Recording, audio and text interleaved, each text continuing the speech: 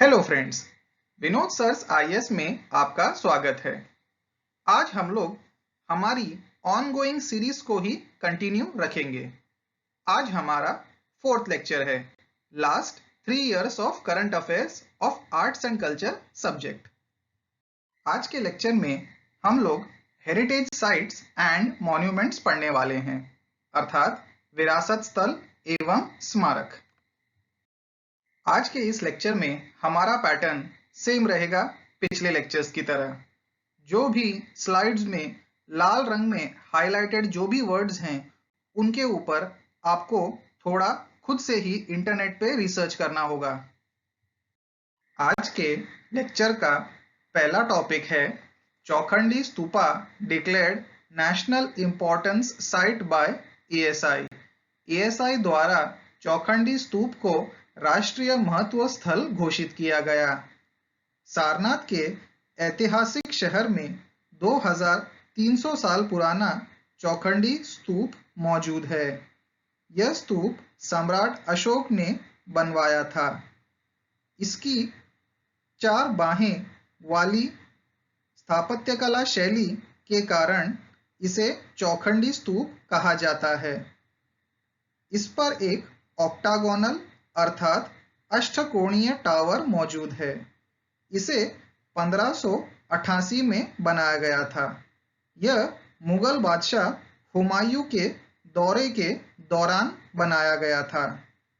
यहाँ भगवान गौतम बुद्ध के अवशेष मौजूद हैं। चौखंडी स्तूप को हुआन त्सांग के लिखित अभिलेखों में भी पाया जाता है। फ्रेंड्स, आप इस फोटो में चौखंडी स्तूप देख सकते हैं। इस पर आप वो ऑक्टागोनल टावर भी देख सकते हैं। अन्य सूचना, सारनाथ शहर जो है उसके 2 और नाम है। पहला नाम जो है वो है मृगदाव। मृगदाव का अर्थ होता है डियर पार्क, यानी वो जगह जहां पर हिरण पाए जाते हो, अर्थात हिरण वाटिका। इसका दूसरा नाम है इसीपतान।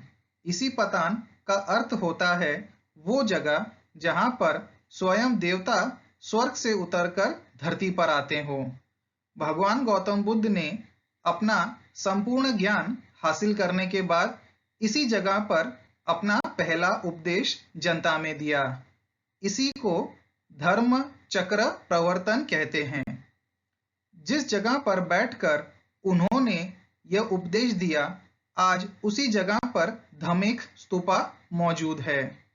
इसे भी सम्राट अशोक ने आज से 2300 साल पहले बनवाया था। दूसरा, वहां पर एक बहुत ही मशहूर स्मारक है, वो है मूलगंधकुटी विहार। ऐसा माना जाता है कि भगवान बुद्ध जब सारनाथ गए थे तो वे इसी जगह पर रहे थे। फ्रेंड्स, इस स्लाइड में आप एक बहुत ही खूबसूरत फोटो देख सकते हैं मूलगंधकुटी विहार का। फ्रेंड्स, इस स्लाइड में आप धमेख स्तूप को देख सकते हैं। अन्य सूचना, सारनाथ में हमें बोधि वृक्ष भी देखने को मिलता है। यह मूलगंधकुटी विहार के निकट मौजूद है। यह श्रीलंका के अनुराधापुरा शहर के श्री महाबोधि वृक्ष से शाखा लेकर यहाँ पर लगाया गया था। इसके अलावा सारनाथ में हमें अशोक स्तंभ भी देखने को मिलता है। अशोक स्तंभ में हमें 4 शेर नजर आते हैं और इन शेरों के नीचे हमें 4 जानवर नजर आते हैं, बैल, शेर, हाथी और घोड़ा। ये चारों भगवान गौतम बुद्ध जी के जीवन के विभिन्न चरणों का प्रतिनिधित्व करते हैं। सिर्फ इतना ही नहीं, सारनाथ शहर जैन धर्म के 11वें तीर्थंकर भगवान श्री श्रेयंसनाथ जी का भी जन्म स्थान है। फ्रेंड्स, इस स्लाइड में हम 2 फोटोज देख सकते हैं। पहला फोटो है बोधि वृक्ष का। दूसरा फोटो है अशोक पिलर का।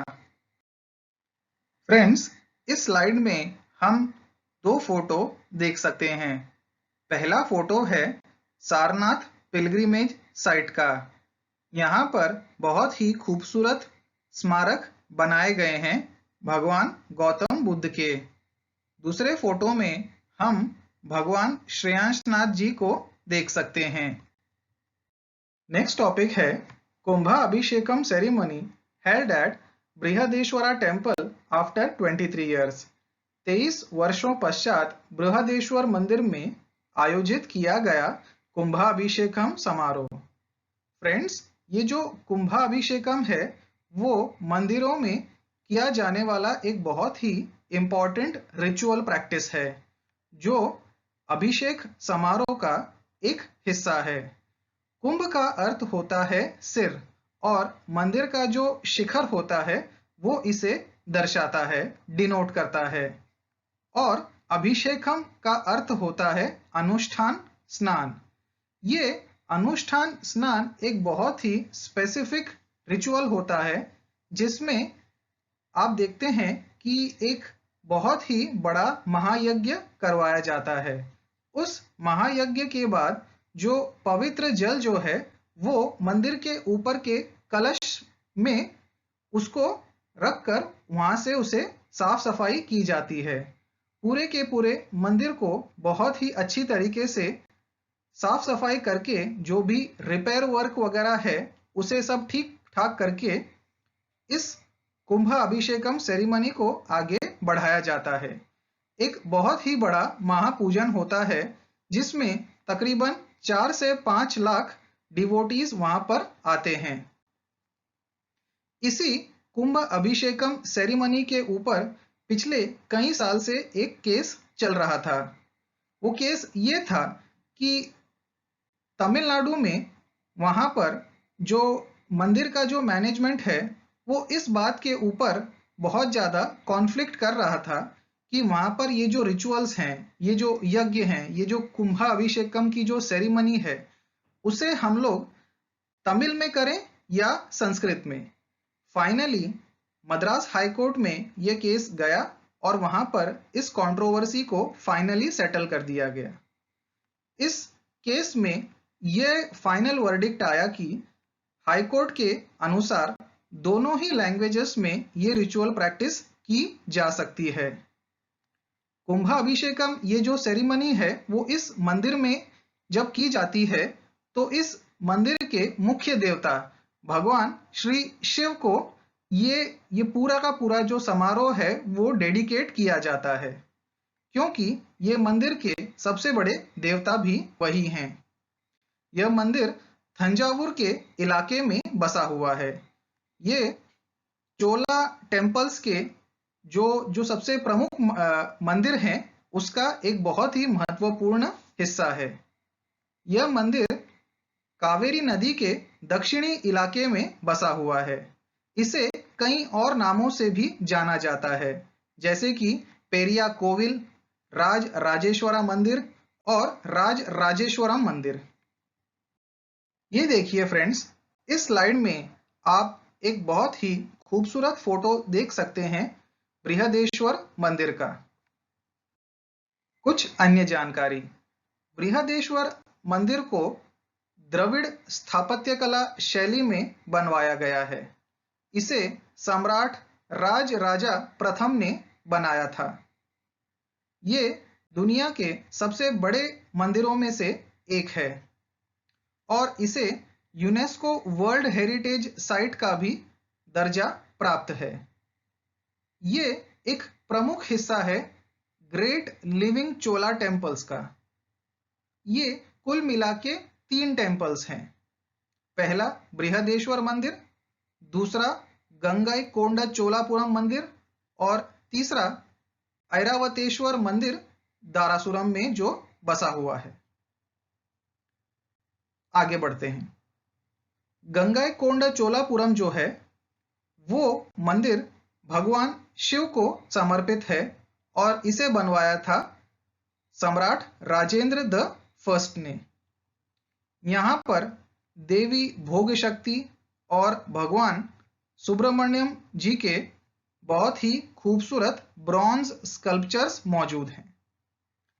तीसरा मंदिर ऐरावतेश्वर मंदिर जो है, जो दारासुरम में बसा हुआ है, वो भी भगवान शिव को समर्पित है। इसे सम्राट राजराजा द सेकंड ने बनवाया था। ये बाकी दो टेम्पल्स के मुकाबले थोड़ा छोटा है। फ्रेंड्स, इस स्लाइड में आप एक बहुत ही खूबसूरत फोटो देख सकते हैं गंगाईकोंडा चोलापुरम मंदिर का। ये जो नाम है ये बहुत ही मशहूर है क्योंकि यहाँ पर गंगा का एक कुंड भी पाया गया है। ऐसा कहा जाता है कि सम्राट राजेंद्र द फर्स्ट ने जब बंगाल के सभी राजाओं को हरा दिया तो वहाँ पर गंगा का जो बहुत सारा पानी है वो उन्होंने कई सारे जहाज़ों में लाद कर तमिलनाडु लेकर आ गए और यहीं पर तमिलनाडु में ही एक बहुत बड़ा गंगा का पानी का कुंड उन्होंने स्थापित किया। इससे तमिलनाडु के और बाकी दक्षिण भारत के श्रद्धालुओं को बहुत लंबा ट्रैवल न करना पड़े और वे गंगा के पवित्र पानी के दर्शन सीधे सीधे तमिलनाडु के इस गंगा के कुंड में ही दर्शन कर लें। ये तीसरा फोटो है ऐरावतेश्वर मंदिर का। ये दारासुरम में बसा हुआ है। आज का तीसरा करंट अफेयर है Jaipur gets UNESCO world heritage status. Jaipur को यूनेस्को ने विश्व धरोहर का दर्जा दिया। हाल ही में आयोजित किए गए 2019 के 43rd सेशन में यूनेस्को ने यह डिसीजन लिया कि जयपुर को वर्ल्ड हेरिटेज स्टेटस दिया जाएगा। यह सेशन बाकू शहर, जो कि अजरबैजान का एक बहुत ही खूबसूरत शहर है, उसमें ये फाइनल डिसीजन लिया गया। इस प्रकार अहमदाबाद शहर के बाद जयपुर शहर दूसरा ऐसा सिटी बन गया है जो यूनेस्को वर्ल्ड हेरिटेज लिस्ट में शुमार है। इस प्रकार अब 38 अलग अलग साइट्स हमारे देश की बन चुकी हैं यूनेस्को वर्ल्ड हेरिटेज साइट्स। हमारे देश में 30 कल्चरल प्रॉपर्टीज, 7 नेचुरल प्रॉपर्टीज और एक मिक्स्ड साइट इस लिस्ट में मौजूद है। फ्रेंड्स, इस स्लाइड में आप 4 खूबसूरत फोटोज देख सकते हैं। पहला फोटो है जंतर मंतर। जयपुर में सवाई जयसिंह द सेकंड ने यह जंतर मंतर, जो कि एक सोलर ऑब्जर्वेटरी है, इसका निर्माण किया था। वे साइंस के बहुत ही बड़े कदरदान थे। दूसरा फोटो है जल महल। ये एक झील के बीचों बीच बनाया गया एक महल है। तीसरा सिटी पैलेस जयपुर और फोर्थ है हवा महल। अन्य सूचना, आधुनिक जयपुर जो है उसका निर्माण 1727 में महाराजा सवाई जयसिंह द सेकंड ने करवाया था। दूसरे शहरों के विपरीत जयपुर शहर को प्लेन ग्राउंड में स्थापित किया गया है। इस जयपुर शहर की जो आर्किटेक्चर है उसमें आपको आइडियाज मिलेंगे एंशंट हिंदू आर्किटेक्चर से, मिडिवल मुगल आर्किटेक्चर से, मॉडर्न वेस्टर्न आर्किटेक्चर से, यहाँ तक कि इसमें वैदिक आर्किटेक्चर शैली भी मौजूद है। यहाँ पर बहुत ही खूबसूरत स्मारक मौजूद हैं, जैसे कि गोविंद देव मंदिर, सिटी पैलेस, जंतर मंतर, हवा महल इत्यादि। फ्रेंड्स, इस स्लाइड में आप 4 फोटोज देख सकते हैं। पहला फोटो है आमेर फोर्ट। आमेर जयपुर का पुराना नाम था। दूसरे फोटो में आप महारानी की छतरी देख सकते हैं। ये सभी बहुत ही खूबसूरत मॉन्यूमेंट्स हैं जहां पर विभिन्न राजा महाराजाओं और उनकी रानियों का अंतिम संस्कार किया जाता था। इन्हें इंग्लिश में सीनोटैफ कहा जाता है, CENOTAPH। तीसरे फोटो में आप बहुत ही खूबसूरत बिरला मंदिर देख सकते हैं। फोर्थ फोटो में आप देख सकते हैं रामबाग पैलेस। ये पैलेस आज के तारीख में दुनिया के सबसे आलीशान 5 स्टार होटल्स में से एक है। आज का फोर्थ टॉपिक है Poompuhar digitally reconstructed under Indian digital heritage project. भारतीय डिजिटल विरासत परियोजना के तहत पूंपुहार को डिजिटल रूप से फिर से संगठित किया गया। पूंपुहार संगम तमिल लिटरेचर में मेंशन किया गया एक छोटा सा टाउन है जो वर्तमान तमिलनाडु के दक्षिणी हिस्से में बसा हुआ है। ऐसा कहा जाता है कि पूंपुहार एंशंट इंडिया का एक बहुत ही इंपॉर्टेंट बंदरगाह हुआ करता था, सी पोर्ट। आज के तारीख में इंडियन रिमोट सेंसिंग सैटेलाइट्स के जरिए इसकी मैपिंग की जा रही है। ऐसा पता लगा है कि पूंपुहार टाउन जो है उसके अवशेष पानी के अंदर मिले हैं। समुद्री गोताखोरों ने ये सैटेलाइट नेविगेशन के द्वारा पता लगाया है। कुछ आर्कियोलॉजिस्ट्स का यह मानना है कि पूंपुहार शहर तकरीबन 15,000 साल पुराना हो सकता है। फ्रेंड्स, इस स्लाइड में आप 4 फोटोज देख सकते हैं पूंपुहार एक्सकवेशन से जुड़े हुए।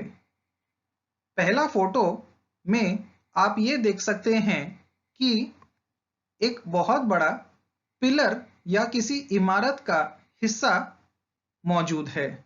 ये सब कुछ अंडर वाटर देखा गया है। दूसरे फोटो में आप जहाज के कुछ टुकड़े आप देख सकते हैं। ये कुछ मेटालिक पार्ट्स लग रहे हैं, धातुई हिस्से। तीसरे फोटो में आप ये देख सकते हैं कि कुछ ईंटों से बनाए हुए इमारतें जो ऐतिहासिक पूंपुहार शहर से जुड़ी हुई थी वो समुद्री तट पे देखी जा सकती हैं। फोर्थ फोटो में आप ये देख सकते हैं कि बंदरगाह की इमारत के कुछ ईंटों वाले अवशेष मौजूद हैं और ये समुद्री गोताखोर इन्हें स्टडी कर रहे हैं। अन्य जानकारी, पूंपुहार अंडर वाटर एक्सकवेशन से हमारे देश के साइंटिस्ट्स विभिन्न प्रकार की जानकारी जुटाने में लगे हुए हैं।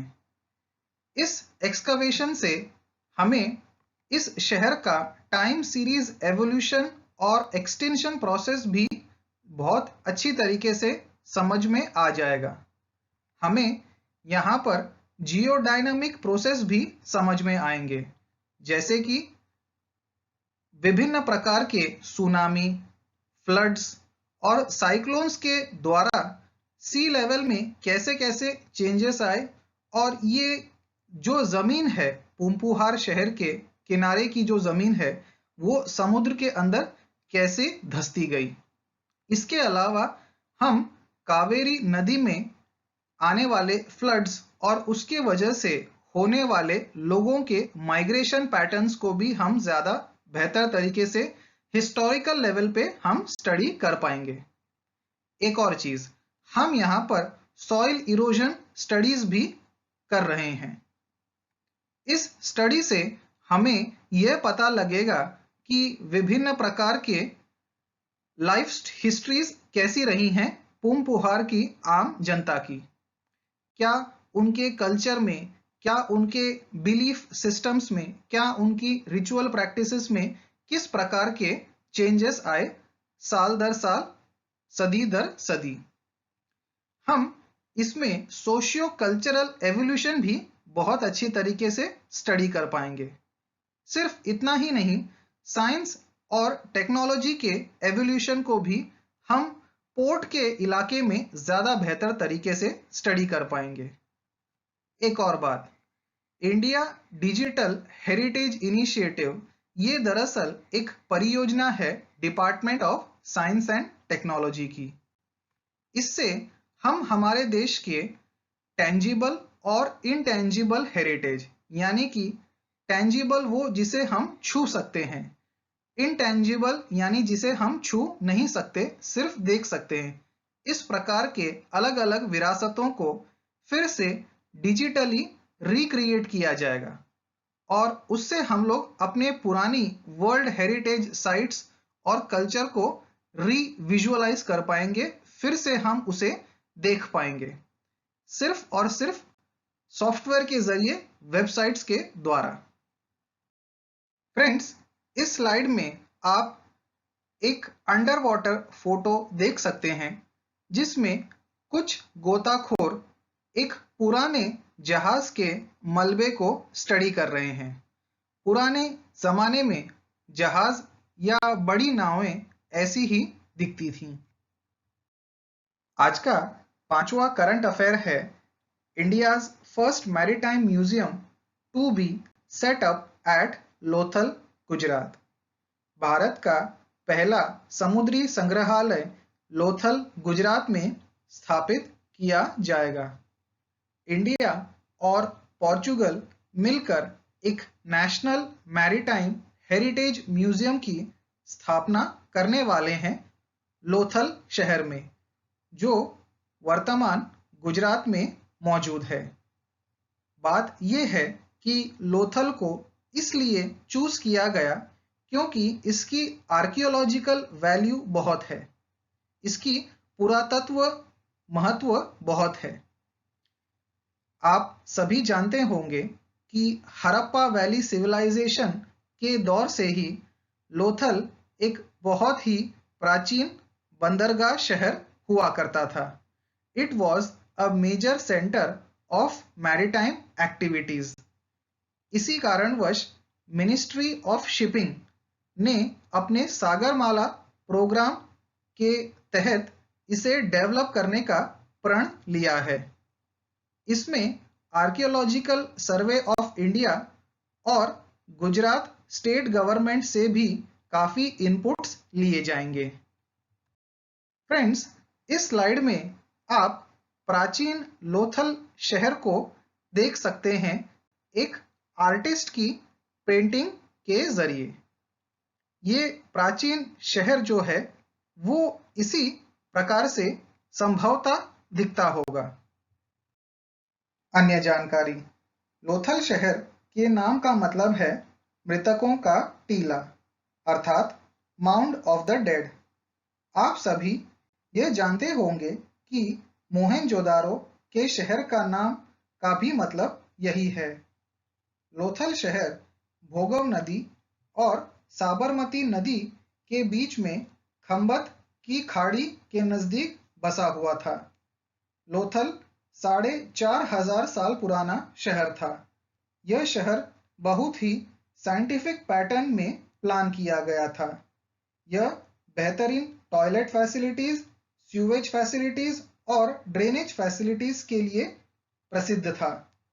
इससे यह पता चलता है कि हमारे सिंधु घाटी सभ्यता वाले पूर्वज स्वच्छता की ओर कितना ध्यान देते थे। लोथल शहर इंडस वैली सिविलाइजेशन का सबसे प्रमुख बंदरगाह शहर था। यहाँ से प्रीशियस और सेमी प्रीशियस आइटम्स ट्रेड किए जाते थे।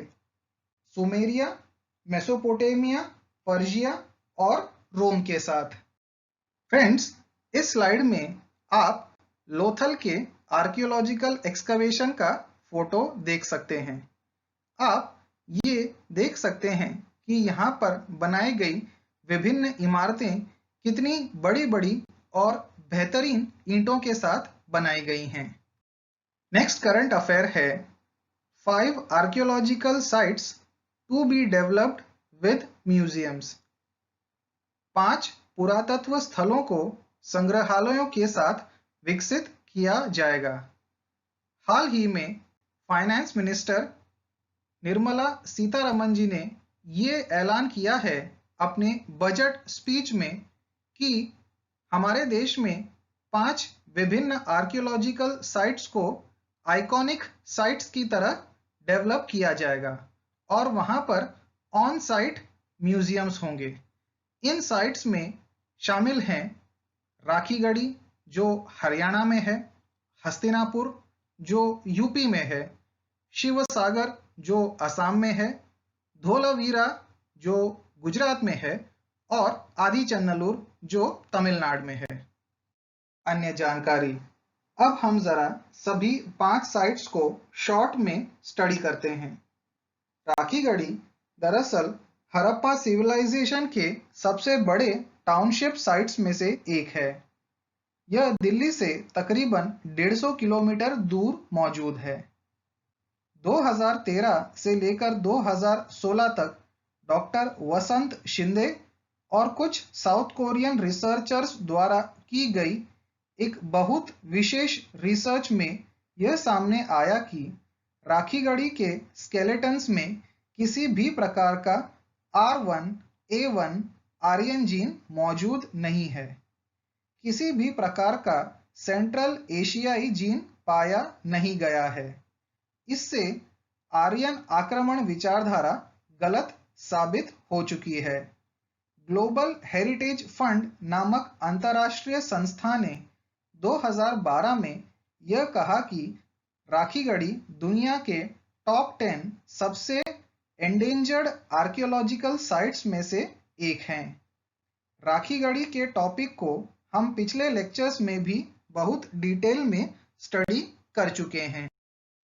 फ्रेंड्स, इस स्लाइड में आप राखीगढ़ी के आर्कियोलॉजिकल एक्सकवेशन का बहुत ही सुंदर नज़ारा देख सकते हैं। दूसरी साइट है हस्तिनापुर। हस्तिनापुर मेरठ के इलाके में पाया गया है।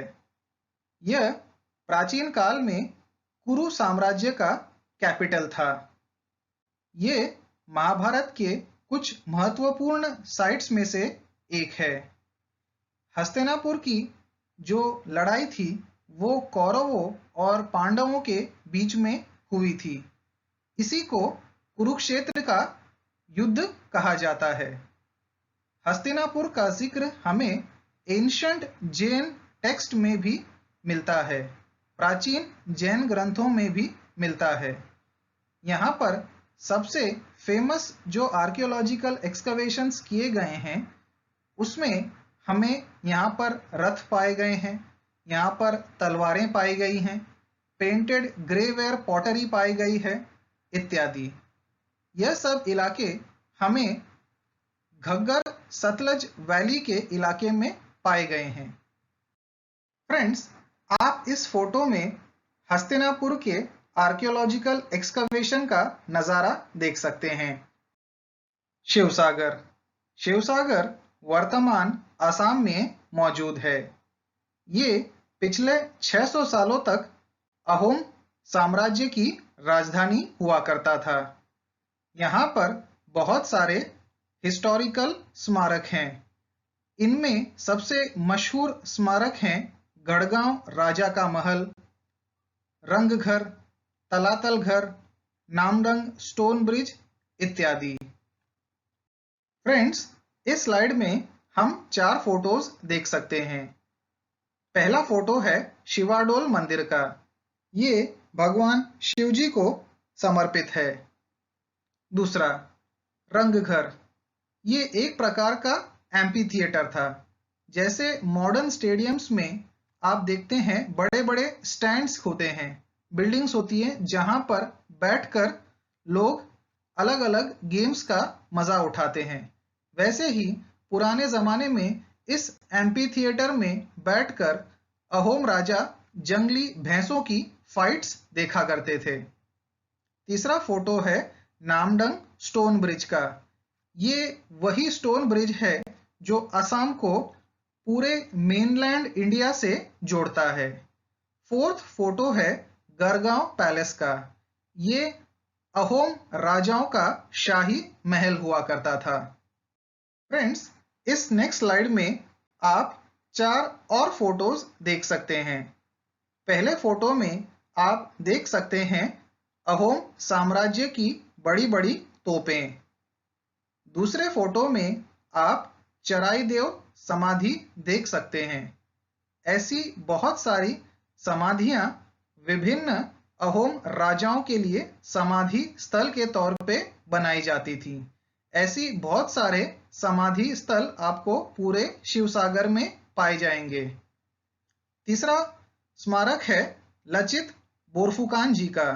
लचित बोरफुकान एक बहुत बड़े योद्धा थे जिन्होंने बहुत सारी जंगें जीती मुगल रियासत के खिलाफ। इनके नेतृत्व में असम के अहोम साम्राज्य ने बहुत बार औरंगजेब की फौजों को भगा दिया। फोर्थ फोटो में आप देख सकते हैं गोरखिया डोल टेम्पल। यह टेम्पल विष्णु जी को समर्पित है। धोलावीरा, चौथी साइट है धोलावीरा, जो वर्तमान भारत में गुजरात के इलाके में मौजूद है। यह साइट खादिर आइलैंड, जो रण ऑफ कच्छ के इलाके में मौजूद है। इस साइट में बहुत सारे हड़प्पा सिविलाइजेशन के अवशेष पाए गए हैं, जैसे कि मटके, बीड्स, गोल्ड, कॉपर ऑर्नामेंट्स, अलग अलग प्रकार के टूल्स और प्रीशियस और सेमी प्रीशियस स्टोन्स। इनके ट्रेड रिलेशंस थे मेसोपोटामिया के साथ, सुमेरिया के साथ, पर्शिया के साथ और विभिन्न दूसरी सिविलाइजेशंस के साथ।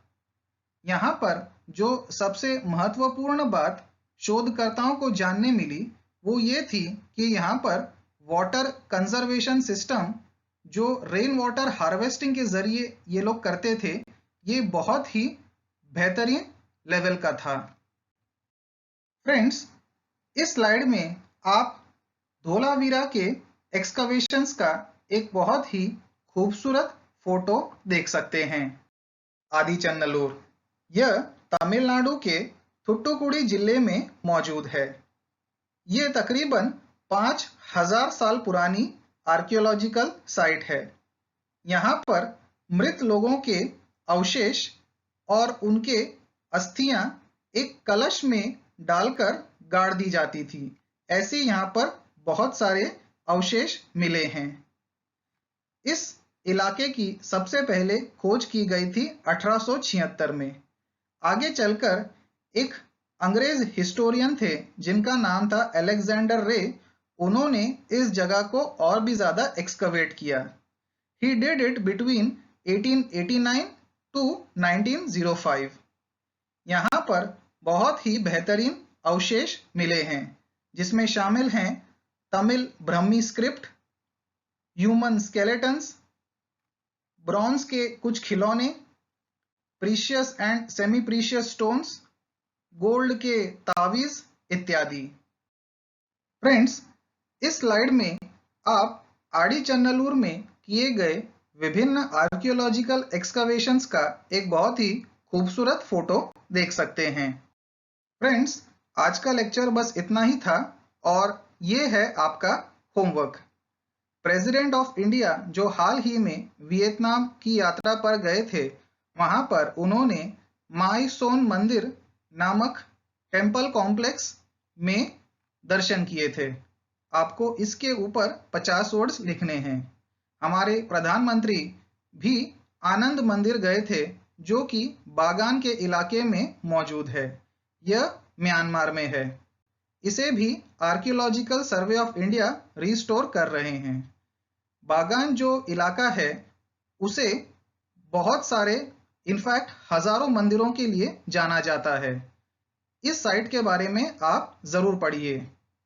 तीसरा होमवर्क है वाड़नगर के इलाके में बुद्धिस्ट मोनेस्ट्रीज जो पाई गई हैं, उनके ऊपर आपको 50 शब्द लिखने हैं। बुद्धिस्ट मोनेस्ट्रीज यानी बौद्ध मठ। फोर्थ होमवर्क है भगवान शिव की जो मूर्ति जो पहले चोरी कर ली गई थी यूनाइटेड किंगडम ने घाटेश्वर मंदिर से, जो कि राजस्थान में है, अब उसे वापस लाया गया है। नेक्स्ट होमवर्क है हमारे देश की सरकार ने वियतनाम सरकार के साथ एक समझौता किया है।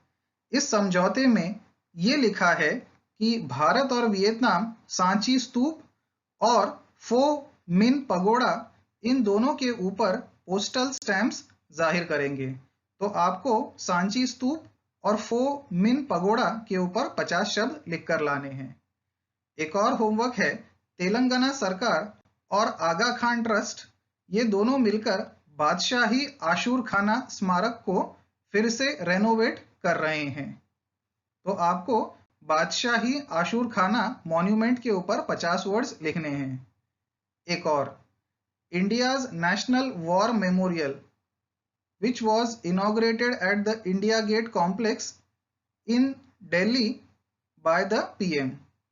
हाल ही में हमारे देश में जो राष्ट्रीय वॉर मेमोरियल, राष्ट्रीय युद्ध स्मारक जो प्रधानमंत्री ने उद्घाटन किया है, इसके ऊपर आपको 50 वर्ड्स लिखने हैं। एक और homework, digital restoration of Ajanta caves जो हाल ही में किया जा रहा है, और अजंता केव्स आप सभी जानते हैं महाराष्ट्र के इलाके में है, तो आपको अजंता केव्स के ऊपर 50 वर्ड्स लिखने हैं। एक और, मोटुपल्ली के इलाके में कुछ बेहतरीन हिस्टोरिकल साइट्स खोजी जा चुकी हैं, इनके ऊपर भी आपको 50 शब्द लिखने हैं। और होमवर्क, जो नए इंस्टीट्यूट्स लाए जा रहे हैं भारत में, उनके ऊपर आपको 50 वर्ड्स लिखने हैं। इन इंस्टीट्यूट्स में शामिल है Indian institute of translation and interpretation, national institute for Pali, Persian and Prakrit, Indian institute of heritage and conservation, tribal museum in Ranchi, numismatics and trade museum in Kolkata, etcetera. Ramappa में अब हाल ही में ऐसा बात की जा रही है कि उसे वर्ल्ड हेरिटेज साइट का स्टेटस दिया जाएगा। तो आपको इसके ऊपर 50 वर्ड्स लिखने हैं कि रामप्पा में ऐसे कौन से मशहूर मॉन्यूमेंट्स हैं जिसकी वजह से उसे ये दर्जा दिया जा सकता है। Final homework, archaeological survey of India Gadchiroli के मार्कंडेश्वर ग्रुप ऑफ टेम्पल्स को रिस्टोर कर रहा है। तो आपको इन मार्कंडेश्वर ग्रुप ऑफ टेम्पल्स के ऊपर 50 शब्द लिखने हैं। हाल ही में मुंबई को क्रिएटिव सिटी ऑफ फिल्म्स और हैदराबाद को क्रिएटिव सिटी ऑफ गैस्ट्रोनॉमी का खिताब मिला है। आपको ये स्टडी करना है, इस बात के ऊपर 50 वर्ड्स लिखने हैं कि ये दोनों खिताब इन दोनों सिटीज को किस ऑर्गेनाइजेशन ने दिए हैं और क्या बेसिस पे दिए हैं। तीसरा, भोजन्नाकोंडा और लिंगला मेट्टा मोनेस्ट्रीज जो हैं, जो बुद्धिस्ट मोनेस्ट्रीज हैं आंध्र प्रदेश में, इन दोनों के ऊपर आपको 50-50 शब्द लिखने हैं। और आपका फाइनल होमवर्क का जो आखिरी पॉइंट है वो ये है कि कर्नाटक सरकार ने हाल ही में यूनेस्को से ये डिमांड की है कि वो उनके 14 होयसला टेम्पल्स को वर्ल्ड हेरिटेज साइट का स्टेटस दे दें। आपको ये लिस्ट बनानी है कि ये 14 होयसला टेम्पल्स कौन कौन से हैं और इनमें जो आर्किटेक्चर का जो स्टाइल है वो कैसा है, इसके ऊपर आपको 50 शब्द लिखने हैं। आज के इस वीडियो लेक्चर में बस इतना ही। प्लीज इस वीडियो को लाइक कीजिए, शेयर कीजिए और सब्सक्राइब कीजिए। मिलते हैं अगले वीडियो लेक्चर में एक नए टॉपिक के साथ। Thank you.